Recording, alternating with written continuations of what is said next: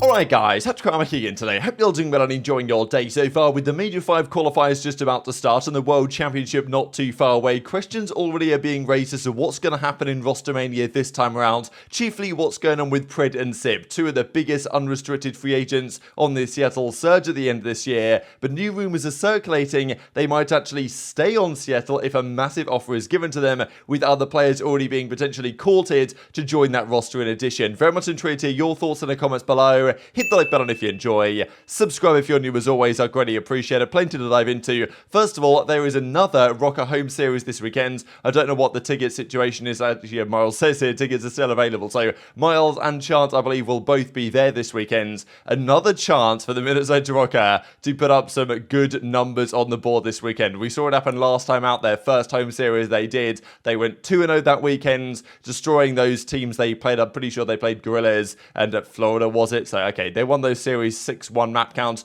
Not a massively impressive, all things considered, because they lost all the other ones after that. But still, those were a big 20 points, and they capitalized on that at the major to still be 20 points ahead of Vegas. And now they get another chance at this home series where they play another two teams they should be in a decent position against. Those two teams are, this is on Saturday, they play London first, and then they play Boston. So you'd expect them, okay, in a normal online setting, I'd probably expect them to beat London and lose to Boston. On LAN, in front of the crowd, might be a different story, right? So another very interesting story there, just because we heard a lot of discussion at the time from Clayster and the like, understandably on Vegas, that Minnesota were getting what was deemed an unfair advantage, and everyone had their varying opinion on that, but fundamentally Vegas failed to capitalize on the chance that they created for themselves at Major 4, and now they find themselves in a real predicament, especially if Minnesota come this Saturday, put up some decent numbers on the board. These are the schedules, but we'll look at that more over the coming days. Thought this is funny as well. Speaking of Boston quickly, Jacob comes out with this. Who would win if every current CDL pro took part in like a Royal Rumble? I know that Beans has been given the benefit of the doubt by many. Some said I'll put Slasher in there. Obviously, we've got Pred in the conversation as well. People were even talking about Doug, but, you know, unfortunately, Doug's not in the CDL technically at the moment, although he does mention that with his new barber returning back from New York to where he currently is, that he's going to be winning everything from now on to the end of the year. So Doug's not slowing down. But let's dive into some of this Rostermania discussion. I don't know why this trend has been hopping around, but if I click on Alt, you guys can probably see here it says Rostermania inbound on the flank one, because maybe they reckon there's things to come relatively soon. And okay, we've had this one change before the Major 5 qualifiers. I don't know if there's going to be any more. I'm expecting probably not at this point, to be honest. We had the change that Boston made with Kremp staying, but Vivid's back in for Nero, so they've made some tweaks over there. Every other team though, some of the teams I thought might consider some things, haven't really done anything. Maybe Surge could have brought in their substitutes, maybe they could have looked at some other options, but that's not happening, and they're probably going to go into Major 5. And after Major 5 starts, the qualifiers, I'm pretty sure that is it. I believe the teams are at that point locked for the rest of the season, and there can be no roster changes within teams. They can be substitute changes if they want to. Let's say Boston are terrible again, and they decide, you know what, let's just get rid of Kremp and bring back Nero and do what we had before. Then they would still be able to do that, but they can't sign anyone new to their roster pretty much as soon as, I believe, the Major 5 qualifier starts. Also some talk about Proloot, right, because he had a good season last year on OpTic Texas, and then this year started out on Vegas Legion, and it was a tricky one for Proloot just because the type of player he is very similar in some ways to TJ. Good S&D player, not exactly anything crazy in the respawns. So, you know, TJ was the one they were going to keep if they were going to make a move, and you can understand why they did that. So Proloot's been doing okay in challenges. I don't think he's been anything spectacular, so he's going to be working hard, as many are, to try and get his spot back in the CDL next season, but it's going to be challenging for sure, especially with players like iLLeY, who Proloot actually replaced last year, in a bit of a predicament. There's been some questions about iLLeY as well. What's going on with him? When's he going to return? When's it going to happen? Because iLLeY said not long ago now, nothing like competing on that stage, but since then, kind of radio silence again from iLLeY. There was some discussions from him a couple of weeks ago now that he was going to get the streams back on. That hasn't really happened, and we'll discuss that in more detail here in a second, because lots of questions around iLLeY and exactly what his status is with OpTic, because my assumption was he was still the substitute for the team, but I guess he actually wasn't noticed at either of the last two events, Major 3 or Major 4, so that makes you think, well, he can't be the official sub, because otherwise he would have to be there just in case. So, you know, maybe something else is going on there. So Jacob L comes out and says there are some further updates to this discussion, and Ben J. Nassim covers this in a very interesting video last night where he reveals a few things that he knows from behind the scenes on the situation, especially with regard to the Surge situation. Now, you know, this thumbnail is completely cursed with, I mean, aBeZy on Surge would be an absolutely wild timeline. But in fairness, right? Okay, aBeZy is going to re-sign, or actually already is re-signed, but Dashy is going to be a free agent at the end of the season. So, you know, okay, he's going to stay around, but who knows, right? It really does depend what happens from now to the end of the year. But the Surge situation is arguably the most interesting. Pred, you can imagine it will want to leave Seattle Surge. I would not be surprised if that's the case. But fundamentally, it depends what happens with the top 3 teams, the FaZes, the OpTics, and the Thieves come the World Championship. If they all struggle, I doubt all of them will struggle, right? But if they have a bad time, then, you know, something else could happen. Or if they all do incredibly well and want to stick it out those 3 teams, then Pred might well be stuck on Seattle Surge, and he might be trying to court other talent to join his new roster. Ant, aka Shotzzy, signed a new deal in the offseason, so he's locked in. Huke, it seems like, signed a 1+1 when they brought him in January, February, whenever he had signed that deal. Bruce, aka Dashy, his option extended over the summer when all that stuff went down, so he's actually technically a free agent. Looks like Ghosty signed a 1+1. Again, this is per Jacob Hale's reporting when he signed a new deal. The iLLeY situation's a little weird, and I want to kind of talk about this.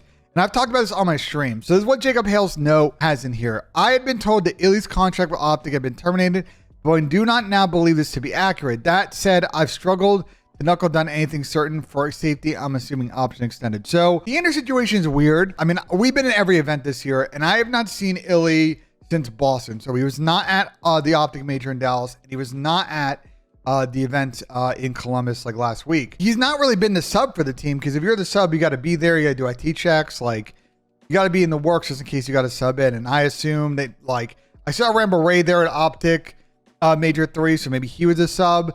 I didn't see any additional players for OpTic at the last major, so I'm going to assume like JP was technically their sub. The other kind of potential option for Pred and Sib that I haven't seen discussed a lot is what if they stay, right? You know, I've asked around the league on kind of what people think about this, and I've gotten some interesting responses. One is that there are a number of people that believe that Seattle probably may be willing to write the biggest check for Pred, like pure salary, biggest check, because of how big of a player he is, how good he's playing, and how they really need him as an anchor. Because if he leaves, Sib leaves, it's really Lamar and Mack, or maybe no one trying to build. That's a potential option.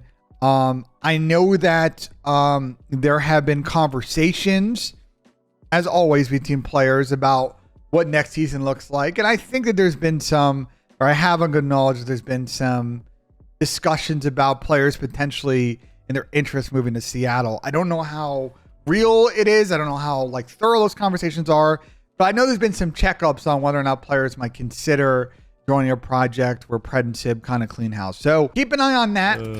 That was funny. What's iLLeY doing? I don't know.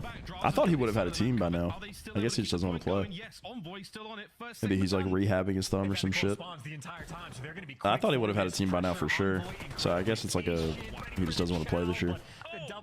So I'll quickly touch on the iLLeY thing before we talk about Pred and Seattle. So I guess I didn't notice this yesterday, or it was an update from Jacob Hale where he says that the iLLeY situation is unclear. I had been told iLLeY's contract with OpTic had been terminated, but I do now not believe this to be accurate. So potentially they're going to pay out iLLeY's contract to the end of the year, but I don't know if he's the official sub. Maybe they got JP to sign a sub contract or whatever, so that iLLeY doesn't actually have to be there in person. So yeah, tricky one, but of course iLLeY will become an unrestricted free agent, you would imagine, at the end of the season. So then he will be able to join a new roster. So that's what I imagine is going on. Of course, a lot of these other ones will be free agents at the end of the year. For example, Vegas and Los Angeles Thieves. To me, LA Thieves is more interesting than people are really giving it credit for, just because these guys have done incredibly well the last couple of years. And we know that the likes of Octane has said before that this is the last organization he ever wants to play for. He wants to stay on Thieves until the end of his career. I imagine Kenny feels the same way. I imagine Drazah probably feels the same way. Envoy, maybe he does, but obviously Envoy's been on different organizations before, and there's been some questions as to whether he could go somewhere else, just because these Thieves guys, given their options are all up for grabs, right? Okay, maybe Thieves are going to re-sign them, but what if another organization comes in with a big offer for one of these guys? What if they come in for Envoy and say, hey, like, we're going to pay you X amount of money? Would he stick around on Thieves? Maybe he would, but I think it's far from a guarantee. When all the players are free agents and offers will be coming in for them, like, it's far from a guarantee that team is going to stick, especially especially if they don't win champs. If they do win champs, then you'd imagine it's a foregone conclusion. But if they don't win champs, let's say Thieves are top 3 at champs or something, then even with the success they've had over the last, recently a Major 4, it might not mean that much in the grand scheme of things. So I think Thieves is actually a very interesting conversation there. And that's why, in all likelihood, Pred is probably going to go to one of those teams. Either FaZe decide to blow it up and Pred comes in and they change the roles around, or he could potentially join Thieves, right, which would be an interesting prospect. OpTic is maybe the most likely, but obviously it really depends how they do at champs. So I don't think Pred really wants to join any other team that isn't FaZe, Thieves, or OpTic, especially in terms of brand reach and everything like that. If he was going to leave Surge to join a subliners or something, there wasn't really much point, because it's kind of a similar organization in terms of stature, especially if Ben is right and his sources are indeed suggesting that Surge are ready to offer Pred the absolute ultra, what do they say, the supermax, right, to keep him around on the roster, which I wouldn't blame them for doing. And if I was Pred, though, it depends how much money we're talking here, but I think if you're Pred, you'd happily take a pay cut compared to what Surge might want to pay you to join OpTic and reap all the additional benefits that entails. But nonetheless, there's a conversation to be had. If OpTic want to stick and Surge offering a big bag, then there's a debate as to what Pred decides to do, especially if, as seems to be the case what Ben said, that Pred and potentially Simp have been discussing with other players, what about if they came to Surge? So maybe Pred is, and Simp themselves are considering the alternate option. Simp's a bit of a weird one, because I don't see him necessarily fitting into FaZe, Thieves, or OpTic, depending on what they currently need and desire. So he might go elsewhere, he might stay on Surge. Pred is going to be a player that all of those teams at least have to consider, though, given how valuable that level of SMG talent is. But yeah, the idea that they could stay on Surge and build a roster around them without Mack or accuracy is pretty interesting, and I wonder which players that they have apparently talked to at least entertain the possibility of that happening, because I guess their idea would be that if the top teams decide not to go forward, then they're going to need some other talent to fill out that roster. So just an interesting prospect to keep in mind, because I know that it hasn't really been a discussion lately that could Pred and Simp actually stay on Surge, because everyone expects them to leave, and I still think there's a good 80% chance they probably will. But who knows what happens at champs and what that means for the rest of the season, because as Pred says, 2 months and the season's over. It's been a very quick season, there's no doubt about it. I do wish we had one more major cycle, but it means that for Pred, he can leave Surge quicker than maybe expected, or the other way around, depending on the situation, right? So I think, as I say, it depends on what happens with Los Angeles Thieves, how well they do come the World Championship. Definitely tweet your thoughts in the comment section below. Just before we close out the video, I wanted to mention real quick, we put together a fan survey over at Breaking Point. There's a lot of juicy stuff in there, so if you guys want to give your thoughts on just anything and everything Call of Duty, we'd really appreciate your feedback here on,